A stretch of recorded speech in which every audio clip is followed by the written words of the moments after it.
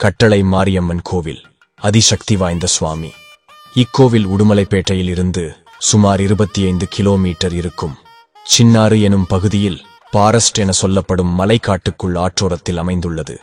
இந்த ஆற்று நீரில் எலுமிச்சம் பழம் தலைக்கு தேய்த்து குளித்துவிட்டு அங்கு தேங்காய், பழம், பூ, எலுமிச்சை பூஜை ஜாமான்கள் கிடைக்கும். முதலில் ஆற்றோரத்தில் உள்ள புற்று அம்மனை வணங்கிவிட்டு அருகில் பாறை மீது கட்டளை மாரியம்மன் சுயம்பு வடிவில் அமைந்துள்ளது. கோவில் முன்புறமாக வேல் உள்ளது. உங்கள் கோரிக்கை என்னவோ அதை நினைத்து எலுமிச்சம் பழத்தை அந்த வேலில் குத்திவிட்டு பின்னர் தொழில் தடையா, திருமண தடையா, உடல் நலம் சரியில்லையா, கோவிலில் உள்ள பூசாரியிடம் சென்று கூறுங்கள். பூஜை செய்து பிரசாதம் தரும்பொழுது நாம் என்ன செய்ய வேண்டும் என்பதை பூசாரி கூறுவார். அதை கடைபிடித்து வந்தால் விரைவில் நம் பிரச்சனை தீரும். இக்கோவிலுக்கு ஒருமுறை சென்று வாருங்கள். கட்டளை மாரியம்மன் அருள் பெறுங்கள். வாழ்க வளமுடன்.